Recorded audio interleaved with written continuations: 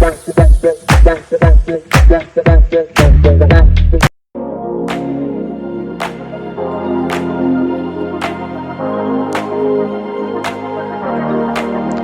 दोस्तों, कैसे हैं आप सब। स्वागत है आपका फिर से मेरे इस चैनल में। आज मैं लेके आया हूँ आपके लिए रेंटल एग्रीमेंट का फॉर्मेट। इस फॉर्मेट में मैं आपको बताने की कोशिश करूँगा कि ये रेंटल एग्रीमेंट होता है, किस प्रकार का रेंटल एग्रीमेंट दिखता है, लॉयर्स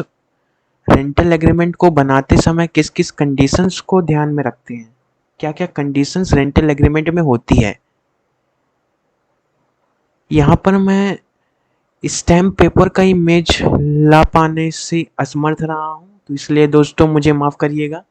इसमें मैं स्टैम्प पेपर का इमेज जो फ्रंट पेज में होता है एक रेंटल एग्रीमेंट में, उसको लाने से असमर्थ रहा हूँ, तो उसके बगैर ही मैं आपको उसके बारे में जानकारियाँ दूंगा। तो जहाँ पर स्टैम्प रुपीस लिखा हुआ है वहाँ पर एक स्टैम्प पेपर होता है जो 10 रुपए का, 20 रुपए का, 50 रुपए का भी हो सकता है। उस स्टैम्प एग्रीमेंट यानी कि रेंटल एग्रीमेंट का एक नंबर होता है। रेंटल एग्रीमेंट किस डेट पे उतरा हुआ है उसका डेट होता है जो कि दिख रहा हुआ होगा। फिर बताया है रेंट डीड। एग्रीमेंट हो, डीड हो या कॉन्ट्रैक्ट हो, उसे कहा जाता है रेंटल एग्रीमेंट। यह जो डीड है रेंट का, वो बनाया जाता है इस डेट पर, और इस डेट से वह इफेक्टिव होगा, यानी कि वह रेंट में कब से देना चाहता है, यानी कि किराएदार कब उसको ऐसा प्रॉपर्टी रेंट के रूप में हायर करेगा और किस डेट तक होगा और इफेक्टिव डेट क्या होगा। और फिर बताया है कि किस डेट से किस डेट तक वारंट एग्रीमेंट होगा। यहाँ पर रेंटल एग्रीमेंट में पहले जो किराएदार हैं उसका एज और कहाँ पर वह रह रहे हैं और कितने साल रहेंगे, यानी कि शॉर्ट टर्म 11 ईयर और लॉन्ग टर्म 1 साल से ज़्यादा के लिए जब होता है जो रह रहे हैं, जिसे कहा जाएगा हाउस ओनर। जो पहले पार्ट में यानी कि रेंट एग्रीमेंट का पहला पार्ट हाउस ओनर का है, और यहाँ पर हाउस ओनर का नाम, उसका एज और हाउस ओनर कितने साल का है वो लिखा जाएगा। जो रह रहा है इस एड्रेस में, जिसे कहा जाएगा टेनेंट, यानी कि टेनेंट के भी एड्रेस और उसके बारे में जानकारियाँ लिखी जाएगी रेंट एग्रीमेंट के दूसरे पार्ट में। हाउस ओनर का जो टर्म्स है और टेनेंट्स के जो टर्म्स एंड कंडीशन है, जहाँ पर भी वे ऑकर होते हैं, जब तक वह रिपंजेंट यानी कि बेकार नहीं माना जाता उस कंटेस्ट से, उसके बाद उसे माना जाएगा और इंक्लूड किया जाएगा उनके बीच में, जो कि एक रिस्पेक्टिव यानी कि हायर्स। यहाँ पर टेनेंट लैंडलॉर्ड से हायर कर रहा है, और कुछ विटनेसेस भी होंगे रेंटल एग्रीमेंट के समय। रेंटल एग्रीमेंट के समय एटलीस्ट 2 विटनेसेस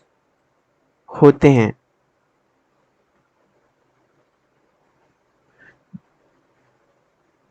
जबकि जो हाउस ओनर है वह एक सोल एब्सोल्यूट ओनर होता है, जबकि जो टेनेंट है उसने अप्लाई किया है हाउस ओनर से टेनेंसी के ग्रांट के लिए, उस हाउस को जो सिचुएटेड है इस एड्रेस में लिविंग एकोमोडेशन के लिए। अब इस डीड जो टेनेंसी का डीड है उसमें यह सब भी होता है कि जो टेनेंसी है वह इनिशियली इस पीरियड से होगा और इफेक्टिव इस पीरियड से होगा, और उसे रिन्यू किया जाता है time to time mutual consent से, यानी कि पहले तो 11 महीने का होगा, फिर अगले 11 महीने के लिए अलग से फिर से एग्रीमेंट होगा म्यूचुअल कंसेंट होने पर हाउस ओनर और टेनेंट के बीच में, कि जो रेंट पेएबल है टेनेंट के द्वारा हाउस ओनर को, या हाउस ओनर ने किसी ऑथराइज्ड पर्सन को ऑथराइज किया हुआ है, उस प्रेमाइसेस के लिए इतने रुपीस पर हर महीने दिया जाएगा, जो कि पेएबल है इस डेट पर या इस डेट से पहले हर अगले महीने के, जो कि एडिशनल इंफॉर्मेशन है उस चीज का जो ऊपर दिया हुआ है इमूवेबल प्रॉपर्टी के बारे में, जिसका कुछ मेंटेनेंस चार्जेस पेएबल होगा उस एसोसिएशन को टेनेंट के द्वारा हर महीने। फिर बताया गया है तीसरे पॉइंट में कि जो टेनेंट है उसने पे किया इतने रुपीस, जो कि फिर रेंट एडवांस होगा, रेंट को देने में डिले होता है तो उसमें कुछ इंटरेस्ट भी होगा, जिसका रिसिप्ट जो लैंड ओनर लेगा वह एक्नॉलेज्ड हाउस ओनर के द्वारा किया जाएगा उसके प्रेजेंट पर, यानी कि दोनों के प्रेजेंट पर हाउस ओनर उसके रिसिप्ट का एक्नॉलेज देगा। यह जो अमाउंट है जो एडवांस में दिया गया है, यानी कि अभी बात किया जा रहा है एडवांस के बारे में, जो अमाउंट टेनेंट को रिटर्न हो जाएगा ओनर से जब टेनेंट उस घर को, उस प्रमाइसेस को वेकेट कर रहा हो, तब उन सभी ड्यूज जैसे कि rent, water charges, maintenance charges, electricities के जो खर्चे हैं, डैमेज, जो घर में होने वाले डैमेज के अलावा जो है उनको सेट ऑफ करने के बाद लैंड ओनर के पास या हाउस ओनर के पास जो भी बचा होगा वह टेनेंट को उस समय वापस कर देगा जिस समय टेनेंसी खत्म हो रही है। और वह प्रेमाइसेस के अंदर 3 अलग-अलग फेसेस हैं, 3 मतलब कमरे हैं 3, और इलेक्ट्रिसिटी कनेक्शन है, और टेनेंट इलेक्ट्रिसिटी की चार्जेस इलेक्ट्रिसिटी बोर्ड को पे करेगा उस मीटर रेटिंग के हिसाब से जो कि कार्ड में या बिल में लिखा हुआ होता है। फिर 5वें पॉइंट में बताया गया है कि जो कॉरपोरेशन प्रॉपर्टी टैक्स है, वाटर सीवरेज टैक्स है, वह हाउस ओनर ही पे करेगा, लेकिन जो टेनेंट है वह वाटर के कंजम्पशन के चार्जेस जो पीरियोडिकली लगते हैं, वैसे ही कोई रनिंग चार्जेस जो होते हैं वाटर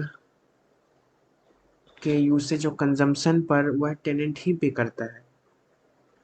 फिटिंग और जो फिक्सचर्स हाउसेस प्रेमाइसेस में वह गुड कंडीशन में होने चाहिए, और टेनेंट उस चीज को रिटर्न करेगा हाउस ओनर को गुड कंडीशन में। सिर्फ नॉर्मल जो वियर टीयर्स होते हैं उनको छोड़ करके, वह तो जायज़ है कि वह ऐसा टाइम बीतते जाएगा तो वो खराब होंगे, तो उसमें उनका कोई भी दायित्व यानी कि टेनेंट का कोई दायित्व नहीं रहता है हाउस को विकेट करने से पहले। और जो डैमेज की एक्चुअल कॉस्ट है अगर कोई है वह टेनेंट हाउस ओनर को दे देगा, अगर टेनेंट से किसी प्रकार का डैमेज हुआ है उस हाउस में, तो कि जो टेनेंट है वह एग्री करता है कि वह इंश्योर करेगा मिनिमम स्टे 6 महीने का, वह टेनेंट एग्री करता है कि वह 2 महीने का नोटिस देगा हाउस को वेकेट करने से पहले। अगर शॉर्टिस एग्री करता है 2 महीने के रेंट को पे करने के बाद तो वह भी जायज़ है, यानी कि जरूरी नहीं कि 2 महीने, उससे कम महीने का भी नोटिस दिया जा सकता है, लेकिन 2 महीने के रेंट एज एन एडवांस पे करने के बाद एग्री होने पर हाउस ओनर के साथ, वह हाउस ओनर एग्री करता है कि वह 2 महीने का नोटिस टेनेंट को देगा उस पीरियड के लिए जो कि मिनिमम स्टे के अलावा होगा, अगर वह उसको वेकेट करना चाहता है तो, यानी कि अपने हाउस से टेनेंट को हटाना चाहता है तो टेनेंट के मिनिमम स्टे के बाद 2 महीने काउंट किए जाएंगे। कि जो टेनेंट है वह सब लीज नहीं कर सकता, सबलेट नहीं कर सकता पूरे या और टेनेंटेड हाउस के कुछ पार्ट को, कि जो टेनेंटेड हाउस हैं वह यूज़ किया जाएगा सिर्फ और सिर्फ लिविंग पर्पस के लिए टेनेंट के द्वारा और उसके फैमिली के द्वारा, ना ही किसी कमर्शियल लीगल पर्पस के लिए इस्तेमाल नहीं किया जा सकता। कि जो टेनेंट है वह एग्री करता है कि वह रखेगा हाउस प्रेमाइसेस को क्लीन और हाइजेनिक कंडीशन में, उसके आजू बाजू एरियाज को क्लीन रखेगा, हाइजीन रखेगा, और जो टेनेंट है वह एग्री करता है कि कोई ऐसा एक्शन वह नहीं करेगा जो परमानेंट स्ट्रक्चरल डैमेज चेंजेस ला सके बगैर ओनर के कंसेंट के। उसके चेंजेस की इम्पैक्ट, उसके कॉस्ट के लिए होने वाले इम्पैक्ट और कॉस्ट के लिए ओनर के कंसेंट के बगैर कोई भी चेंजेस नहीं कर सकता टेनेंट खुद से, जब तक रेंट एग्रीमेंट में नहीं लिखा हुआ होता। कि जो हाउस ओनर है वह लिबर्टी में होगा इंस्पेक्ट करने के लिए उस अपने हाउसेस को खुद से या किसी भी ऑथराइज्ड पर्सन के द्वारा,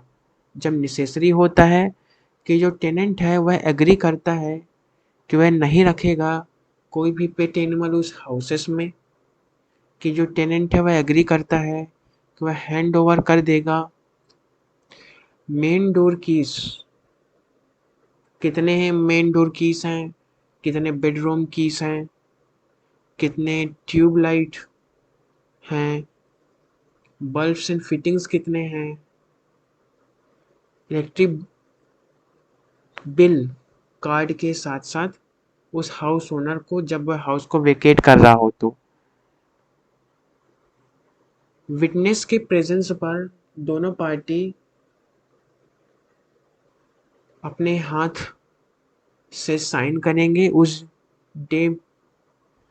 उस मंथ में, उस ईयर में जो लिखा हुआ है ऊपर, यानी कि दोनों का ही साइन एग्रीमेंट में ज़रूरी है, हाउस ओनर का, टेनेंट का,